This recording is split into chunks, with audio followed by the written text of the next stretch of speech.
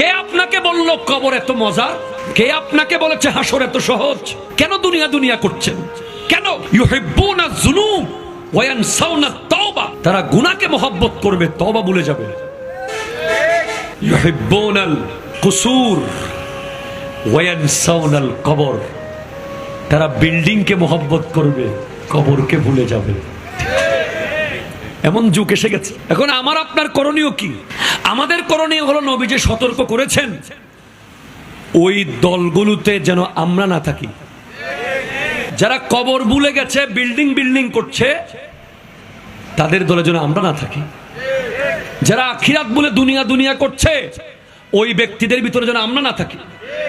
এরপরে ইউহিব্বুনার সাদিকা ওয়া ইয়ানসাউনার রাহমা। বন্ধুকে ভালোবাসবে, আত্মীয় ভুলে যাবে।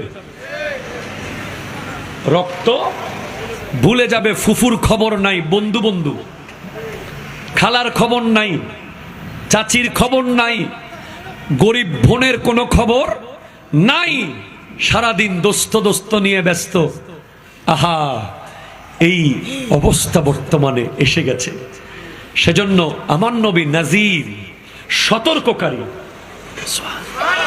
বলেছেন ওয়াখুজি জাদা কামিলান।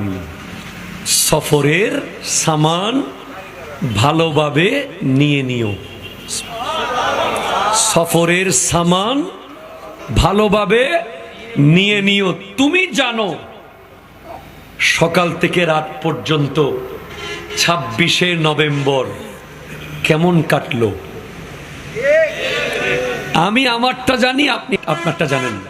এখানে বহুত ব্যবসায়ী আছে, কেউ হোটেল ব্যবসায়ী, কেউ পেট্রোল পাম্প ব্যবসায়ী, কেউ গাড়ির ব্যবসায়ী, কেউ বাজে মালের দোকান দিছে, আবার কেউ আল্লাহর সাথে ব্যবসা করেছে।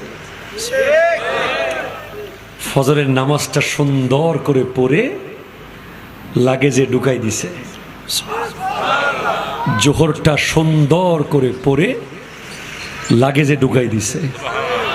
আসরটা সুন্দর করে পড়ে, মাগরিবটা পড়ে, আওয়াবিন পড়ে, দরুদ শরীফ পড়ে, জিকির করে সুযোগ পাইছে 2 টাকা গরিবকে দিছে। তার 26শে নভেম্বর সফল। যে কোটি টাকার ব্যবসা করেছে সে সফল নয়।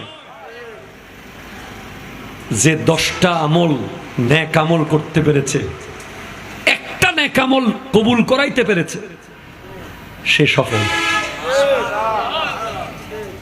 আর যারা সারা দিন আল্লাহ